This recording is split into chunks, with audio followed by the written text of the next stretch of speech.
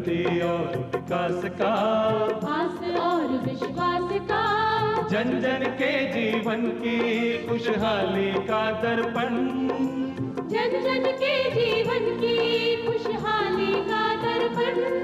ये है कृषि दर्शन, ये है कृषि दर्शन, ये है कृषि दर्शन। किसान भाइयों नमस्कार।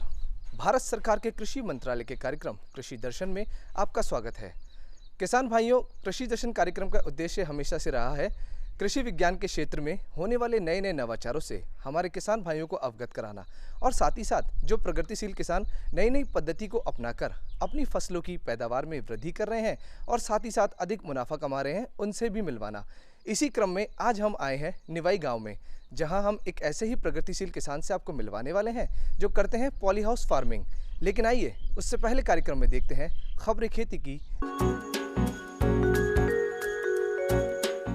किसान भाइयों नमस्कार। खेत खलियानों की खबरों में आप सभी का बहुत बहुत स्वागत है। आइए सबसे पहले एक नज़र डालते हैं आज की खेती से जुड़ी हुई कुछ खास खबरों पर। प्रधानमंत्री ने कहा, पानी की बूंद बूंद बचाना जरूरी। किसानों की आय बढ़ा रहे हैं फार्म पॉन्ड।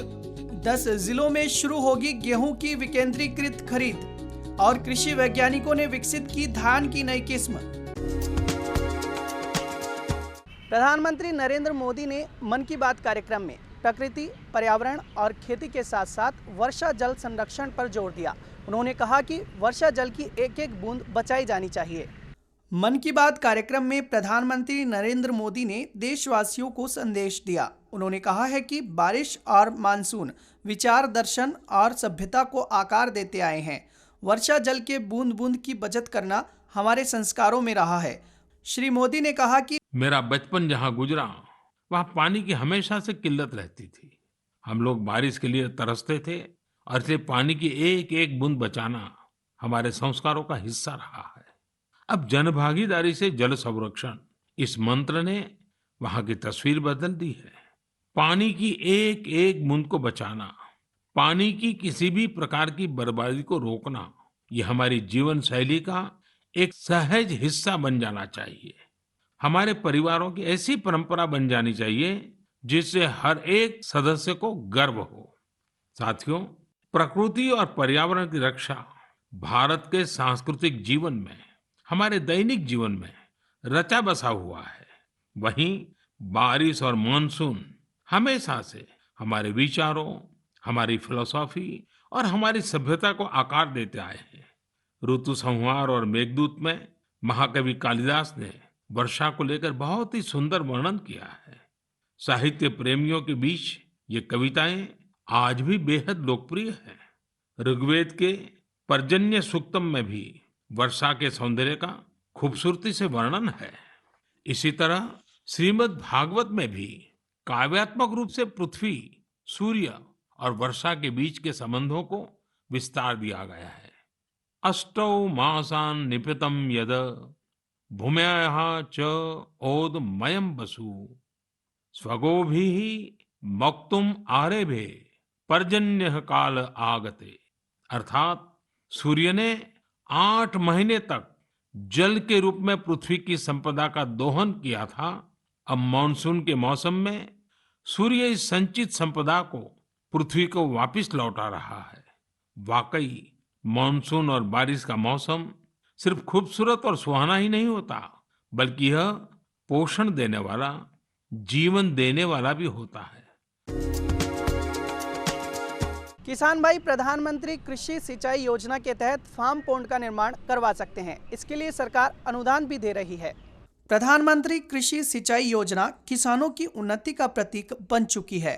प्रदेश में ऐसी अनेक सफल कहानियां हैं जो वर्षा जल संरक्षण के साथ किसानों की आय बढ़ोतरी की कहानी बयां कर रही है। फार्म पॉन्ड बनाने से किसानों को सिंचाई के लिए अतिरिक्त पानी मिल रहा है। इससे फसलों का उत्पादन और किसानों की आय बढ़ रही है। प्रधानमंत्री कृषि सिंचाई योजना के तहत किसान फार्म पॉन्ड, जल हौज और सामुदायिक जल स्रोत का निर्माण करवा सकते हैं। योजना का लाभ लेने के लिए किसानों को ई मित्र के माध्यम से ऑनलाइन आवेदन करना होता है।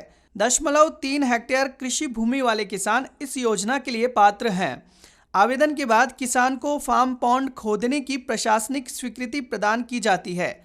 किसान द्वारा चिन्हित जगह पर 24 गुणा 20 गुणा 3 मीटर गहरा गड्ढा बनाना होता है। इसके निर्माण पर कृषि विभाग 63,000 रुपये का अनुदान देता है। किसान को आवेदन के साथ जमाबंदी की नकल, नक्शा, आधार कार्ड और जन आधार कार्ड देने होते हैं। इसके बाद कृषि विभाग द्वारा प्री वेरिफिकेशन करके फार्म पॉन्ड स्वीकृत किया जाता है। पश्चिमी राजस्थान के कई किसान फार्म पॉन्ड में बारिश का पानी जमा करके संरक्षित फसलों का उत्पादन ले रहे हैं। गेहूं की खरीद के लिए सरकार नया प्रयोग करने जा रही है। सरकार ने आगामी रबी सीजन के दौरान प्रदेश के 10 जिलों में गेहूं की विकेंद्रीकृत खरीद की योजना बनाई है। राजस्थान के मुख्य सचिव निरंजन आर्य ने गेहूं की विकेंद्रीकृत खरीद योजना की समीक्षा बैठक को संबोधित किया। बैठक में निरंजन आर्य ने बताया कि यह योजना सरकार का नया प्रयोग है। इसके सकारात्मक परिणाम मिले तो दूसरे जिलों में भी इसे लागू किया जाएगा। श्री आर्य ने बताया कि यह योजना रबी सीजन 2022-23 से शुरू होगी। योजना के प्रथम चरण में 10 जिलों को शामिल किया गया है। इन जिलों में बांसवाड़ा, चित्तौड़गढ़, राजसमंद, प्रतापगढ़, उदयपुर, भरतपुर, करौली, सवाई माधोपुर, अलवर और भीलवाड़ा जिला शामिल है। खाद्य सचिव नवीन जैन ने बताया कि यह योजना भारत सरकार के निर्देशानुसार शुरू की जाएगी। इंदिरा गांधी कृषि विश्वविद्यालय रायपुर के कृषि वैज्ञानिकों ने धान की नई किस्म विकसित की है। इस नई किस्म को ट्राम्बे छत्तीसगढ़ विष्णुभोग म्यूटेंट नाम दिया गया है। इंदिरा गांधी कृषि विश्वविद्यालय रायपुर के कृषि वैज्ञानिकों ने धान की नई किस्म तैयार की है। नवविकसित किस्म को ट्राम्बे छत्तीसगढ़ विष्णुभोग म्यूटेंट नाम दिया गया है। विश्वविद्यालय के कुलपति ने बताया कि इस किस्म के पौधे की ऊंचाई 110 से 115 सेंटीमीटर है, इसलिए यह किस्म तेज हवा के प्रति सहनशील है। धान की इस किस्म का उत्पादन 2 गुना तक बढ़ जाएगा। पहले विष्णुभोग किस्म से किसानों को 20 क्विंटल प्रति हेक्टेयर तक उत्पादन मिलता था। इस नई किस्म से 40 से 45 क्विंटल तक उत्पादन प्राप्त किया जा सकता है। विश्वविद्यालय ने किसानों को नई किस्म का बीज उपलब्ध कराना शुरू कर दिया है। किसान भाइयों, खबरें खेती की में आज इतना ही। आप देखते रहिए कृषि दर्शन। नमस्कार।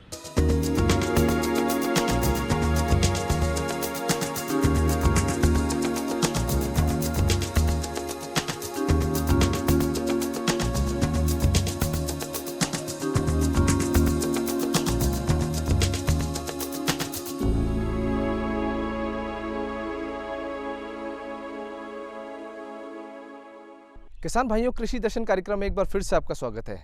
जैसा कि हमने आपको बताया, आज हम आए हैं निवाई में और यहाँ हम आपको मिलवाने वाले हैं एक प्रगतिशील किसान लक्ष्मण चौधरी जी से, जो कि बटई में पॉली हाउस में खेती करते हैं। लक्ष्मण चौधरी जी, आपका कृषि दर्शन कार्यक्रम में बहुत बहुत स्वागत है। राम राम। लक्ष्मण चौधरी जी, हम आपसे पहला सवाल आज इस कार्यक्रम में यही करना चाहेंगे, क्योंकि आप पॉली हाउस फार्मिंग करते हैं, तो पॉली हाउस फार्मिंग करने की शुरुआत करने का मार्गदर्शन आपको कहाँ से मिला? मैं सर दूरदर्शन पे ये अपने चौपाल कार्यक्रम में रुचि रखता था, तो उसमें ये पद्धति ग्रीन हाउस पद्धति मैंने देखा। इस रुचि के मुताबिक मैं महाराष्ट्र गया घूमने के लिए, तो वहाँ मैंने ये पॉली हाउस पद्धति किसानों का जो पैदावार ले रहे हैं ग्रीन हाउस में, वो वहाँ पे महाराष्ट्र में देखा मैंने। तो वहाँ पे वो देखने के बाद में मेरे को ऐसी ललक लग गई कि मैं ग्रीन हाउस से मेरा खुद का ग्रीन हाउस बनाऊं और उसमें पैदावार लूं। तो लक्ष्मण जी, आप हमें बताइए, पॉली हाउस फार्मिंग की शुरुआत आपने कब की? मैंने सर 2 साल हो गई यहाँ पे शुरुआत की है। फर्स्ट में ज़मीन में पहला ग्रीन हाउस का फाउंडेशन करवाया पिछले साल, और उसके बाद में धीरे धीरे मेरे आगे से आगे बढ़ने का मौका मिलता गया और काफ़ी परेशानियाँ भी आई, लेकिन आज मैं सक्षम हूँ और बढ़िया से बढ़िया पैदावार ले रहा हूँ। जैसा कि आपने हमें बताया कि पॉली हाउस फार्मिंग की शुरुआत करने में आपको बहुत सारी कठिनाइयाँ भी आईं, तो हम आपसे यही जानना चाहेंगे, जब आपने इसकी शुरुआत की पॉली हाउस फार्मिंग की, तब आपको सबसे ज़्यादा किन कठिनाइयों का सामना करना पड़ा? देखो सर, इसमें फर्स्ट में तो ज़मीन और मिट्टी पानी ये सब जांच करवानी पड़ी मेरे को, और उसके बाद में मेरे को पॉली हाउस लाइन में कंपनियों से जानकारी लिया, काफ़ी कंपनियों से जानकारी लिया। फिर मेरे को किसी ने राय दी कि अच्छी कंपनी का बढ़िया ग्रीन हाउस बनवाओ, उसमें आपको कोई परेशानी नहीं आएगी। उसके बाद में मेरे को, जैसे मैं पहली क्रॉप लिया तो उसमें मार्केटिंग की परेशानी आई और कई बीमारियां लगी, उसका भी इलाज ढूंढने में टाइम लगा। धीरे धीरे मैं एक्टिव होता गया तो अब दूसरी फसल में थोड़ा अच्छा मुनाफा मिला है मेरे को। तो लक्ष्मण चौधरी जी, जैसा कि आपने बताया आप पॉली हाउस फार्मिंग कर रहे हैं और आप एक प्रगतिशील किसान भी हैं, तो आप हमें ये बताइए कि आप इस पॉली हाउस जो आप फार्मिंग कर रहे हैं, पॉली हाउस खेती कर रहे हैं, इसमें इस वक्त आपने कौन कौन सी फसलें उगा रखी है? अभी तो फिलहाल सर खीरा की क्रॉप है और खीरा में ही अच्छी आमदनी है। जो मैं और भी कई पॉली हाउसों पे जाता हूँ तो वहाँ देखता हूँ तो लगभग किसान खीरा पे ज़्यादा रुझान है और खीरे की मार्केटिंग में कोई परेशानी नहीं आती है। अपने निवाई का जो मार्केट है यहाँ पे बिक जाता है, मुहाना मंडी में बिक जाता है। इसका मार्केट हर जगह मार्केट है और इसमें अच्छी से अच्छी पैदावार भी मिलती है और ग्रीन हाउस में पैसा अच्छा निकल जाता है। इसमें पैदावार में जो फसल लेते हैं उसमें अच्छा पैसा मिल जाता है। टमाटर का है तो 8 महीने का क्रॉप है जी, तो उसमें टाइम ज़्यादा लगता है पैदावार लेने में। उसमें भी जैसे पैदावार के हिसाब से तो डबल है वो जी, लेकिन उसमें टाइम ज़्यादा लगता है। ये 3 महीने में ये फसल आ जाती है। तो लक्ष्मण चौधरी जी, जैसा कि हमारे सभी किसान भाई जानते हैं, हर खेती को करने के लिए पानी की बहुत ज़्यादा आवश्यकता पड़ती है। तो इस पॉली हाउस फार्मिंग में वर्षा जल का जो संरक्षण है वो आप किस प्रकार करते हैं? इसमें क्या है, जैसे पॉली हाउस के बिल्कुल सामने इतना एरिया बचा के रखना चाहिए कि अपन फार्म पॉन्ड बना सकें उसमें। और फार्म पॉन्ड बनाने का तरीका क्या है, जो पॉली हाउस का जो अपना ढलान होता है ना, उसकी तरफ वो ज़मीन रखना पड़ता है और उसमें खुदाई करवा के 500 माइक्रोन की जो पॉली फिल्म आती है, जो पॉन्ड लाइनर बोलते हैं, वो इसमें अच्छा कारगर है और गवर्नमेंट से अनुदान भी मिलता है इसमें। तो ये बनाना ज़रूरी है, पर पॉली हाउस के साथ में बनाना ज़रूरी है। इससे क्या है, बढ़िया से बढ़िया अपना जो वो बरसात का पानी है उसका स्टोरेज हो जाता है और उसी पानी को अपन पॉली के अंदर फसल उगाने का काम में ले सकते हैं। तो लक्ष्मण जी, आपने बताया कि वर्षा जल का संरक्षण हम फार्म पॉन्ड बना के करते हैं, तो हमें ये बताइए कि सरकार की तरफ से फार्म पॉन्ड और पॉली हाउस खेती में सरकार की तरफ से कोई अनुदान आपको मिलता है? देखो सर, इसमें दोनों पे है, पॉली हाउस पे भी सब्सिडी है, अनुदान मिलता है और फार्म पॉन्ड पे भी अनुदान मिलता है। 20 मीटर बाई 20 मीटर और 3 मीटर गहराई का पॉन्ड बनाते हैं तो उस पर 90,000 गवर्नमेंट ने सब्सिडी कर रखा है, वो अनुदान मिलता है अपन को। हाँ, कोई भी किसान बना सकता है और सबके लिए अलाउ है।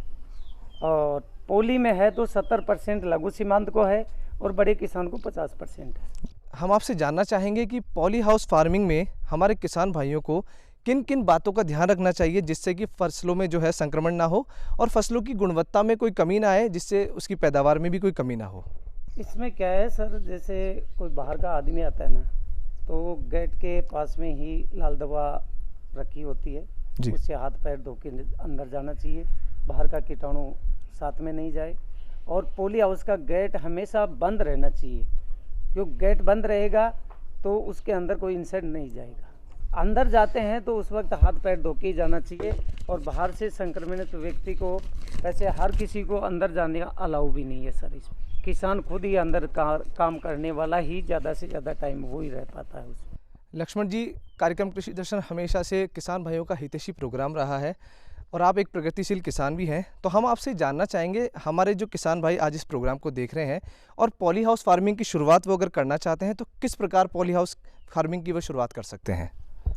देखो, इसमें सर 2000 वर्ग मीटर का पॉली हाउस से छोटा किसान शुरुआत कर सकता है, उसमें पैदावार लेके फिर आगे बढ़ सकता है और बढ़िया पैदावार मिलती है। इसमें अच्छी से अच्छी क्रॉप निकलती है और अपन 10 बीघा में खेती करते हैं ओपन फील्ड में, और इसमें एक छोटे 2000 वर्ग मीटर के पॉली हाउस में करते हैं तो बराबर मुनाफा मिलता है लगभग, और मेहनत कम है इसमें।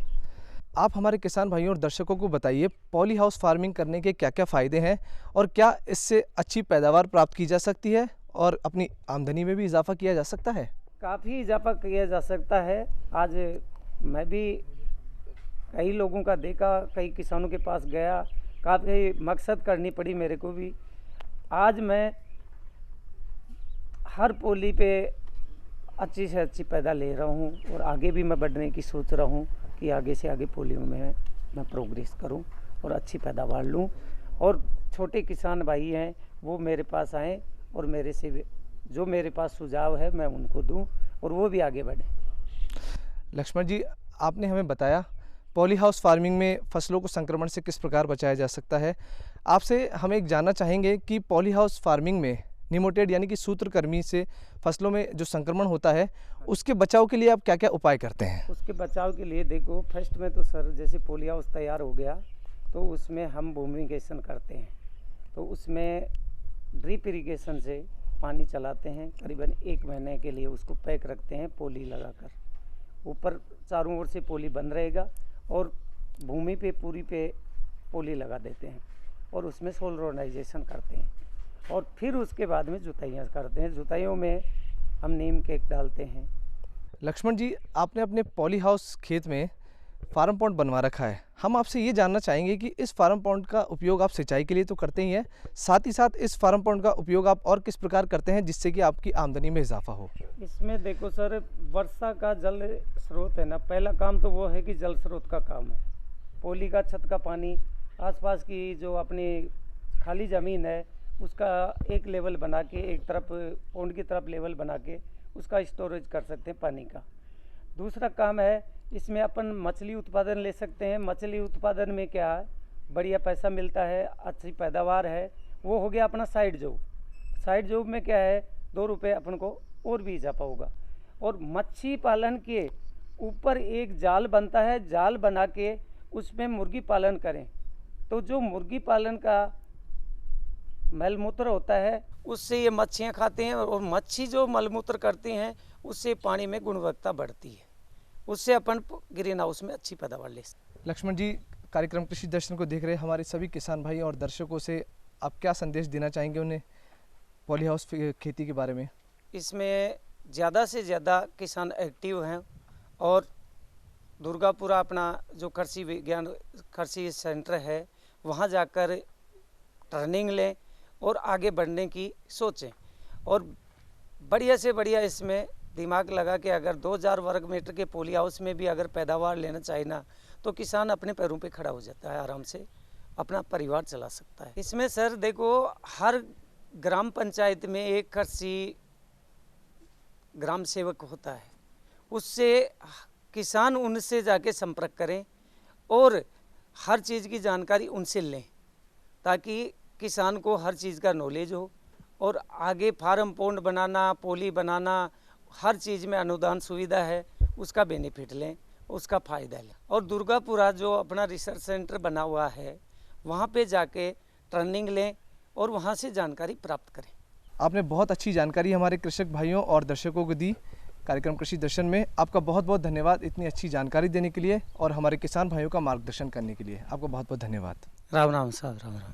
तो किसान भाइयों, कार्यक्रम में आज आपने जाना प्रगतिशील किसान लक्ष्मण चौधरी जी की जुबानी कि पॉली हाउस खेती करके आप कैसे अपनी पैदावार और आमदनी को बढ़ा सकते हैं। उम्मीद करते हैं कि आज का ये कार्यक्रम आपको पसंद आया होगा। अगर कार्यक्रम से जुड़े आपके कोई सुझाव या आप हमसे जुड़ना चाहते हैं तो हमें लिख भेजिए। हमारा पता है कृषि दर्शन, डीडी राजस्थान, दूरदर्शन केंद्र, जयपुर। आप हमें ईमेल भी कर सकते हैं। हमारा ईमेल एड्रेस है krishidarshanjaipur@gmail.com। तो किसान भाइयों, कार्यक्रम में आज सिर्फ इतना ही। कल फिर मुलाकात होगी कार्यक्रम कृषि दर्शन में एक नए विषय पर नई जानकारी के साथ। तब तक के लिए दीजिए इजाज़त। नमस्कार।